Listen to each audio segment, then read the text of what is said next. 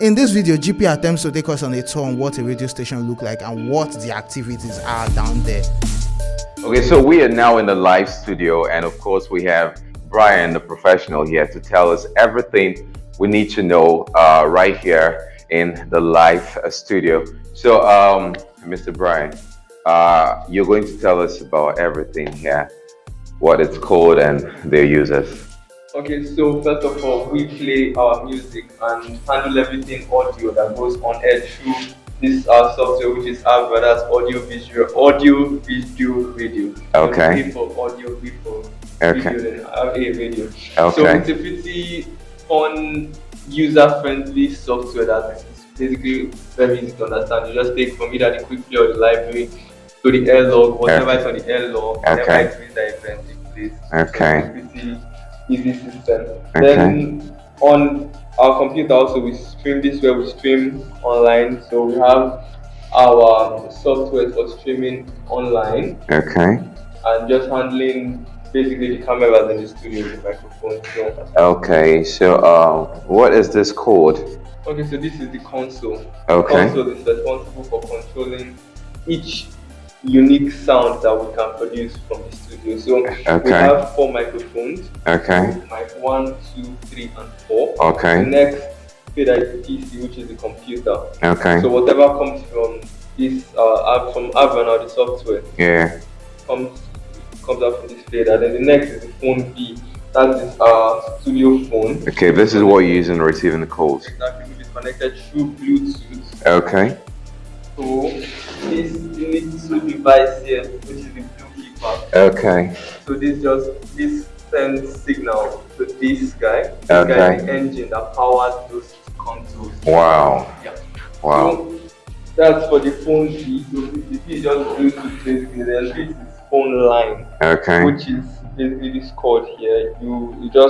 It's an audio jack basically connected to your phone, Okay. and you're able to play stuff Mm. from your phone if you need something real quick. You don't have time to send it. So if you don't have time to send it to the computer and play it from the computer, you could just use this Okay. audio cable. Then the next is Airlink. So Airlink basically now is a sound that still comes from the system. Okay. But so if you have a guest on your program online, maybe through a WhatsApp call, a Skype call, Zoom, whatever, or our own in-house software, which is Airlink, Yeah. you just put them on this fader. So initially they were on this PC fader, but you'd find that during a program, if the OAP reduces the bed, The sound exactly is the reduced. sound for the guest also reduces, and if you Okay. increase it, so it just didn't work. So we have to separate both of them. So this is just for music and bed, whatever. This Wow. is dedicated for the guest. Then this is an extension basically of this console. So as this now we have our 8 faders because it's an 8 fader console. 8 Okay. faders full. If need be, if we had something else, if we had anything else, basically any new need, Yes. we have 8 more faders to play with. So Wow. you don't get to the situation where maybe you're moving one to put another one as need arises. So you just have Okay. 8 more faders which could come in handy. In the Okay. future. So the next we have the speakers, very powerful, lovely speakers which are all connected to the console. The console is connected to the computer. Okay. So So why do we have this place why is this place so cold? Because of the AC. okay, so right now we're on 21.6 degrees Celsius now. Okay. Which is that way because of the equipment now. It's the nature of the equipment. They just need a very cool environment to be able to operate Okay. optimally, and maybe in the short term you might not see the effect that the heat is causing on it, but gradually you see, computers have multiple ports. You see one port starts failing. You move to the Okay. next, you move to the Yeah. next. So Before you know it, you're done with everything. you're out of ports. You Yeah. just need to keep the place very cool. Then you consider human beings stay inside also. So Yeah. you just need to find a working balance between what human beings in Nigeria can survive Yeah. and what the equipment like. So we like to keep it anywhere between 19 Okay. to 25 degrees. So we just shuffle around that. So what about this? What is this called? I mean, why do we have this here? Is it just for fancy? Okay, so two things. Of course, it's aesthetics. Okay. Aesthetically Can you pleasing. break that down for us? It's fine. Okay. It's Okay. just visually appealing. Just Okay. like so we have a couple of designs in the studio. This is one. We have the world map there. We have Okay. this highway. So all of them are just visually appealing. Okay. Apart from anything else. Then the second reason is it helps it helps absorb sound now. So Okay. sound doesn't go out of the studio. Whatever happens in the studio stays in the studio. So And whatever happens out there also doesn't come in here. not necessarily. That's not what Okay. these guys Okay. do. So these guys just keep the sound within the studio Within and the reduces studio. echo. Because how echo comes about is if with sound hits Vibration, the wall. Yeah. So yes. it hits the wall, it And comes it comes back to the back. mic. It hits the wall, it comes back to the mic. So these guys are just there to absorb the sound. If it's able to absorb the sound, then you don't get that vibration. So if the the studio pad now is able to absorb the sound, you don't get that double sound basically. Okay. So it just absorbs all sounds made in the studio. It doesn't make them repeat themselves. So it's not like it's magically making the sound disappear or making if you clap it's still going to sound. Okay. But this makes sure it just sounds once. It doesn't keep happening all the time. So that's pretty much it about the live studio. There are the technicalities behind how the console works. Yeah. They're going to be very boring to get Okay. into. So that's just it about the live studio. So we have 2 monitors, 4 microphones, 2 speakers, 1 studio phone, and a console and an extension. That's it. Wow, this is really interesting. I hope you're learning a lot from this. We will move in straight to another department right now, the engineering department. Let's go. Broom, broom, broom, broom, broom. Don't capture that though.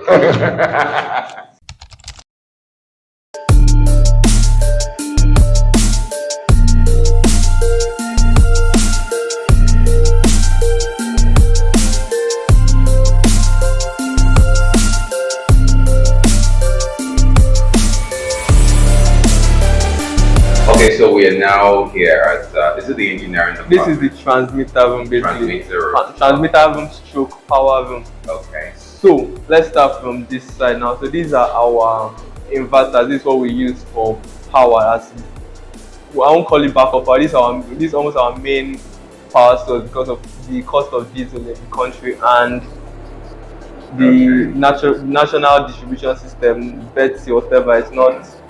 It's not really the best. So these are all 5 kilowatt inverters. So total of 20 kilowatt inverters, which we have 16 batteries for. So 4 batteries per inverter. So 4 connected to this, 4 connected to this, 4. So this basically gives us power when we don't have with sunlight. So just solar powered. As long as the sun and the load is below what the sun is generating, you have light like we have now. But right now the weather is a bit cloudy, so we have the generator turned on. So this machine is an AVR. So basically it's a big stabilizer. It's all it does is just to regulate current. So sometimes we get NEPA bringing high or low voltage. So this just stabilizes it to the standard 220 volts. So if you check now, the generator is supplying 227 volts. Okay. So this just steps it down to 220. So if the generator is bringing on NEPA or whatever is bringing less than this, maybe 200 or so, you can step it up to 220 volts. Wow. So that's just its work to just make sure you are on 220 volts, which is what is set and standard. You run less risk of your equipment having issues like all these light bulbs. You see, you change light bulbs less and you just safeguard your equipment a lot more with an AVR installed. This is our router. Okay. It's a router just for internet connection. So this was our switch just for network distribution. So if you want, you could connect to more computers using this switch, but it's bad right now. We are still trying to get it fixed. Okay. This is a storage device basically. It has two what I call hard drives inside, 6 terabyte hard drives each. So you have about 12 terabytes of storage on this, and it doesn't need to be attached to your computer directly. So it's connected to every computer within the building that's connected to this network. So you just have a lot of space to keep things that don't necessarily need to be on your computer. Okay. So if you have anything you want to store, you just store it on this, and you can access them from multiple computers in the office. So it's like a shared storage. Okay. It's easy to move files around rather than using a flash drive here, transferring to the next flash drive. So that's what we use. This is our small transmitter. It's a 2 kilowatt transmitter. Okay. So what is it used for? this is what pushes the signal out. So the sound is generated in the studio. This is what pushes it out. It goes from this pipe now all the way to the mast. So that just all the way to the antennas, rather, and that just shares the signal as far as the power it generates can go. So this is 2 kilowatt transmitter. I falls at 2.1 kilowatt, 1.9, anywhere around there. That's what it falls at. So it's not in use currently. We prefer to use our bigger transmitter, which is a lot more impressive. This is it. So this is a 10 kilowatt. Ooh. Yeah, so this is a 10 kilowatt transmitter now. And that's 2 kilowatt. Yeah, the difference is clear. Exactly. It has 8 kilowatts more. Now you see this room now is at 23 degrees with 2 ACs on. This generates a whole lot of heat because now it's driving at 4 kilowatts. It's not easy to get to 4 kilowatts, so it takes a lot. It has its inbuilt fan. If you put it on, it's very hot. Yeah. Just shows the amount of heat it generates. So with 2 ACs, we are still getting 23 degrees. It takes almost 4-5 hours to get it to around 21 degrees. So it's a pretty large equipment. This right here is the main transmitter. Okay. This is the main transmitter. You could turn it off from here, then set. Should I do that now? No. No. So you could do a little settings on it if you want, like the name of the station. And if you connect on devices that can see it, it reads it out as Sleek 101.9 visual radio on this big transmitter. If we're using the small one, it doesn't have that feature. It just gets it as 101.9. It doesn't show you any name. It doesn't show you anything fancy. With this one, you get Sleek radio. That's one, and the second you get Sleek 101.9 visual radio. So this is a whole lot more fun. This is the audio processor. So the sound coming, so it's basically like a decoder. So it takes the sound coming from the live studio to this point, and from this point it sends it to the transmitter, to something the transmitter can understand, rather than just sending it directly, which you might not get the best results. So you just pass through an audio processor, which could be like a decoder, to decode it to what the transmitter would be able to push out easily.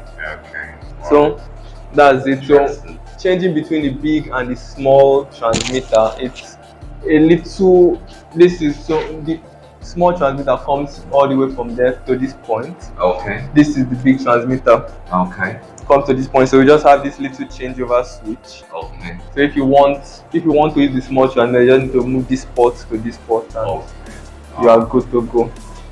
So that's basically how we send signal out. Wow, this is very interesting, and I think I'm loving this already. I think I really want to see the, what did you call it? The mast. Yeah. All right, let's go. GT is actually behind this camera.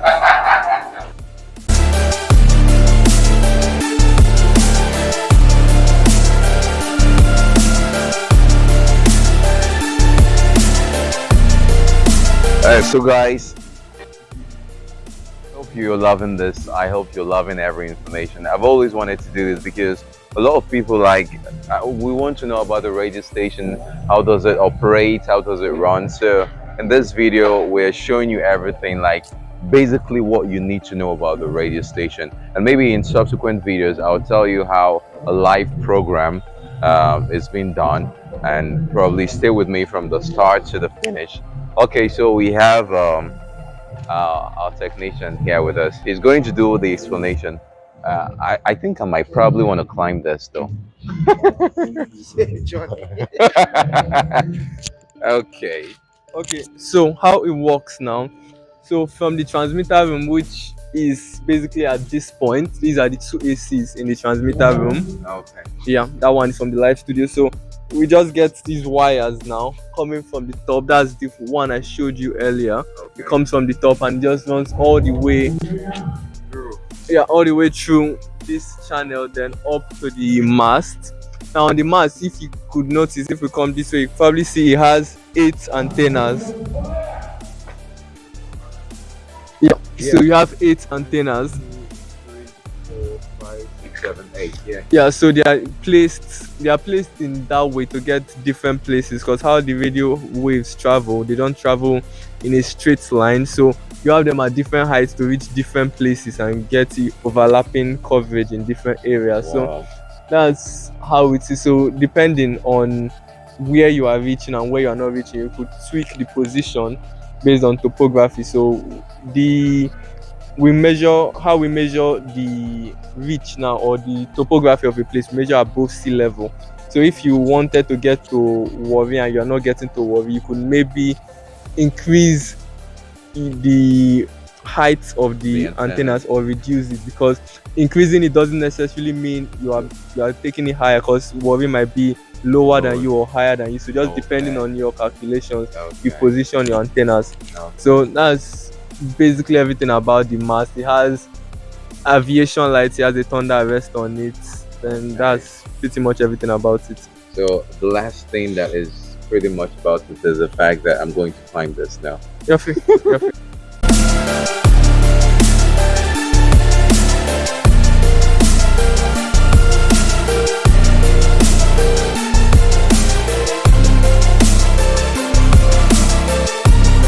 You know the edit I'm going to put here? A memory of our brother. I'm not ready for this.